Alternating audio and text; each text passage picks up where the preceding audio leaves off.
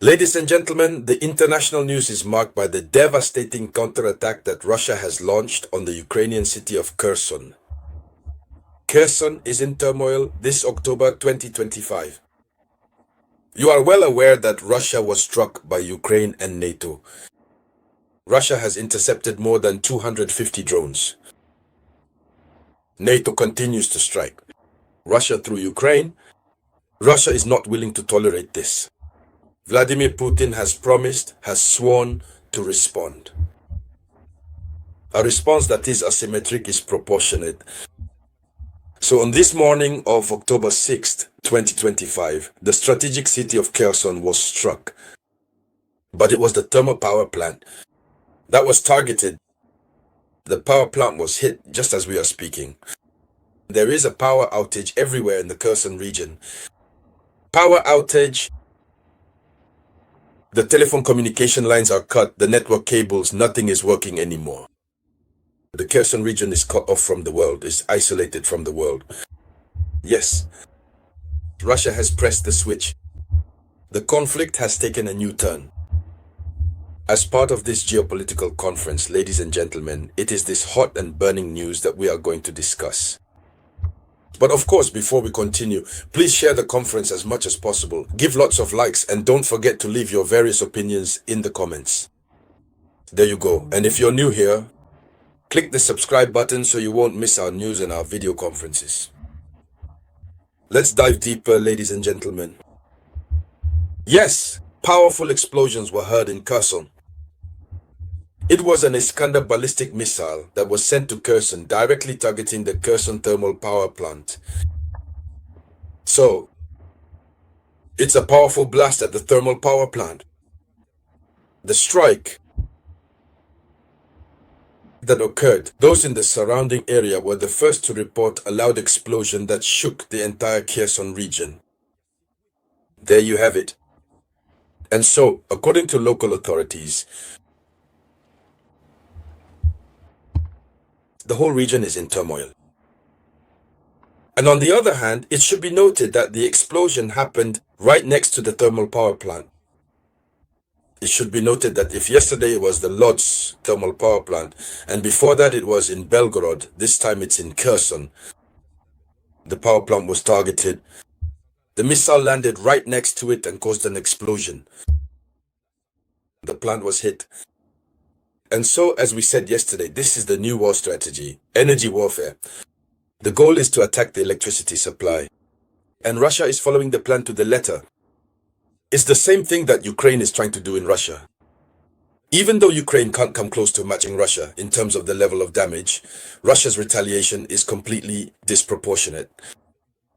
Even though Russian authorities, especially Putin, had promised a proportionate response, what we're seeing now is a disproportionate retaliation. So it must be said that local residents have given their accounts. Residents describe a mushroom cloud of smoke visible from several kilometers away and a shockwave felt in multiple neighborhoods. In other words, several neighborhoods shook. And then afterwards, they saw the mushroom cloud. That is the smoke that forms like this, in the shape of a mushroom. You know what mushrooms look like, right? There you go. And then the neighborhood shook. That's what Iskander does. When Iskander hits the ground, it even damages the components of the soil itself. Yes, and that's why even these missiles, the Iskander S-300, well, we call them S-300 missiles. Even when we know they're missiles, these are conventional missiles. So they're not nuclear missiles, but they're propelled missiles that follow curved trajectories. So they launch like this and then come down with force. Even if we say they're conventional missiles, but these missiles, when they hit the ground, cause serious damage to the environment. It will take several years for Ukraine to recover, for the ecosystem itself to regenerate. Because this kind of powerful explosion, which makes entire neighborhoods shake even in other nearby regions, means the intensity is very high. So, on the other side, from last night specifically until this very moment now, there have been numerous significant military alerts issued in the region of Kherson. specifically within the Kherson Oblast. The sirens sounded immediately after the explosion, and the Ukrainian forces are reporting a ballistic strike, the Iskander S-300 type, the kind of Iskander where the S-300s are modified. Yes, so it's the thermal power plant that was hit. When the thermal power plant is hit, it's not just the electricity that goes out, it's an entire symbol of stability that is shaken. Ukraine is in a state of instability. Ukraine is in turmoil. Nothing is going right for Ukraine anymore. But at the same time, Ukraine, in synergy with NATO, is simultaneously striking Russia. I repeat to you that we are witnessing a restart of the Russo-Ukrainian conflict. So, what is happening? It's a real escalation of the energy war, as we were saying, because these are strategic targets. We have the thermal power plant. Thermal power plants have become priority targets. Last night, it was the Lucia thermal power plant. The whole region of, what is it called?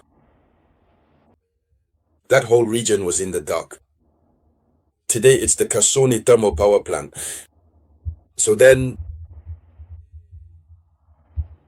the thermal power plants represent the energy lifeline of the southern front.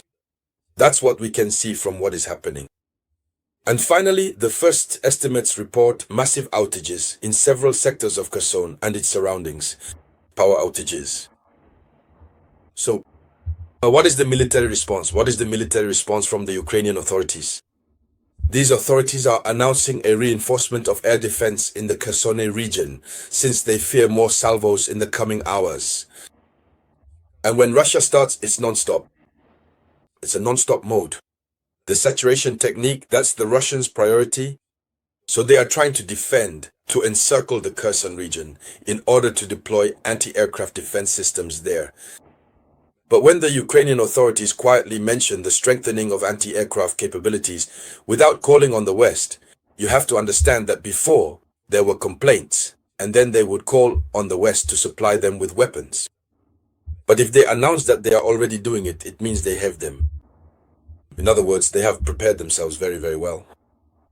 Ukraine may, and I do mean may, no longer need to ask NATO for help for the time being, since it is actually NATO itself that is on the ground, according to the available observations, of course. And so, ladies and gentlemen, that was the top story of the news. We will continue to follow it. I'll be back with more information for you shortly. So that was the voice of your humble servant, the Samouraï